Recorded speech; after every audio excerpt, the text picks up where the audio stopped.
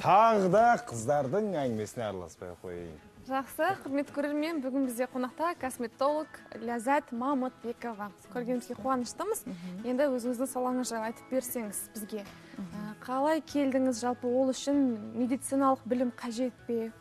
Я әрине, бірінші медициналық университетті бітірдім, терапевт болып бітірдім, одан кейін тағы қосымша оқыдым, дерматолог деген, одан кейін косметолог, трихолог, лазеролог деген әлі шейін оқып келе жатырмын. Мінекей 13 жыл болды, әлі оқып келе жатырмын. Ал бұл салаға қалай келдіңіз, жалпы қызығушылық, немесе ата-ананың ықпалымен? Жоқ, бірінші курсқа түскенде мүлдем басқа дәрігер болам деп шештім. Екінші курста тағы өзгерді, үшінші курста тағы өзгерді.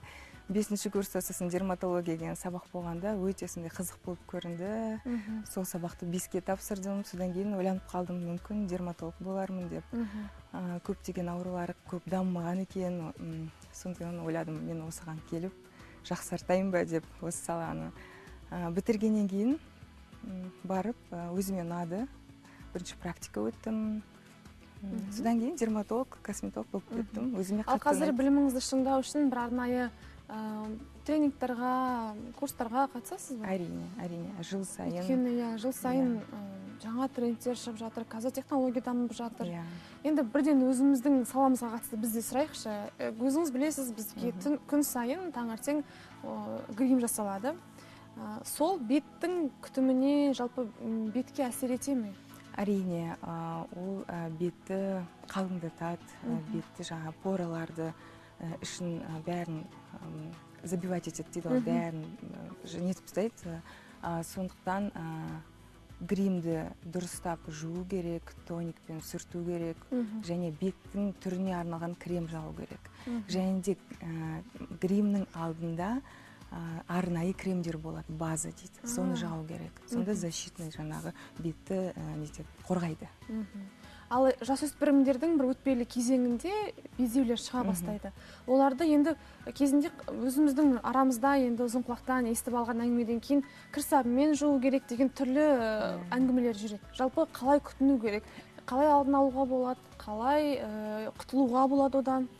Негізі жасөспірімдер 12-11 жастан бетін дұрыстап күтіп келе жатса, негізі онда көп безеу болмайды. Дұрыстап негізі косметологқа 10-11 жастан апарып, консультация кеңес алып, беттің түрін анықтап, егер беттері майлы болатын болса, ол көрінеді.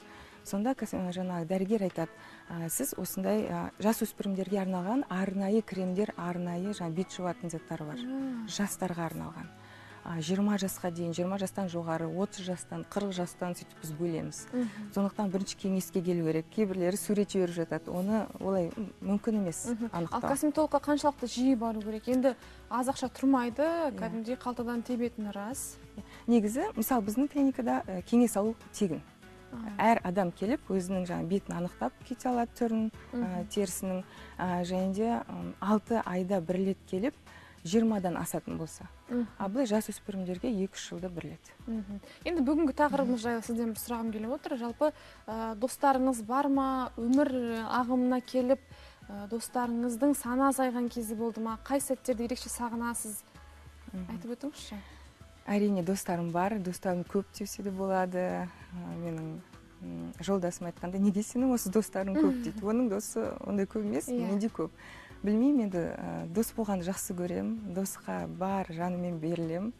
Менің ойымша доспен бәрімен дос болу керек. Мамаңмен де, анаңмен де, әкеңмен де, достарыңмен де, балдарыңмен де, жұбайыңмен де, бәрімен де біріншіден дос болу керек. Ал достармен өткізген қай сәтті ерекше сағынасыз? Мүмкін мектептегі кезді шығар. Сондай, сабақтың алдында 1 сағат бұрын кездесеміз. Мектептің алдында тұрамыз, сөйлесіп. Мектепке достар үшін баратын едік, сабақ оқу үшін емес. Мектеп біткеннен кейін тағы тұрамыз 1 сағат. Мамаларымыз звондайды, қайдасың деп. Қазір келем. Сондағы әңгіме бітпейді.